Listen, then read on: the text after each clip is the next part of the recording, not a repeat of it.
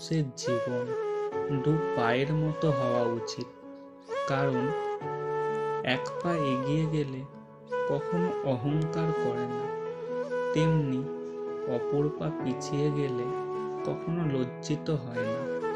কারণ তারা দুজনেই জানে তাদের অবস্থা একদিন পরিবর্তন হবে। যখন মন খারাপ করবে তখন বাড়ির ছোট সদস্যদের নিজের কাছে ডেকে নিয়ে আসবে। তাদের নিষ্পাপ হাসি ও এলোমেলো কথা নিমিষেই আপনার মন ভালো করে দেবে। যে ব্যক্তি অন্যের অনুভূতির মূল্য দিতে পারে না, সে কখনো কাউকে ভালোবাসতে পারে না।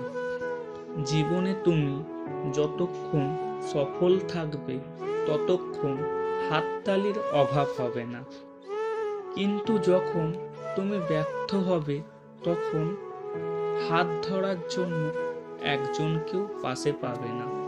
যে সম্পর্ক অন্যের কারণে ভেঙে যায় সে সম্পর্ক কোনোদিনও প্রকৃত সম্পর্ক হতে পারে না, হোক সেটা বন্ধুত্ব বা প্রেম। জীবনে কখনো কাউকে দুর্বল ভেবো না, কারণ রাস্তায় পড়ে থাকা বালি তোমার কোনো ক্ষতি করতে পারে না যতক্ষণ না সেটা তোমার চোখে ঢুকে ব্যথা দিচ্ছে। আমাদের জীবনটা খুব ছোট, তাই ভালোবাসা এলে তাকে আঁকলে রেখো, রাগ হলে দাবিয়ে রেখো। বাস্তবের মাঝে মানুষ হারিয়ে ফেলে সময়, ক্লান্ত হলে মানুষ হারিয়ে ফেলে শক্তি, আর স্বার্থ পূরণের জন্য মানুষ হারায় মনুষ্যত্ব।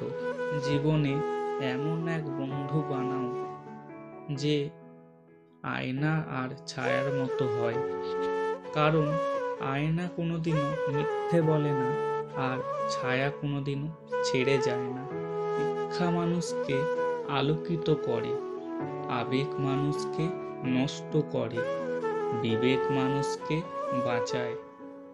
আগে মানুষ বয়স দেখে সম্মান করত, এখন মানুষ আয় দেখে সম্মান করে।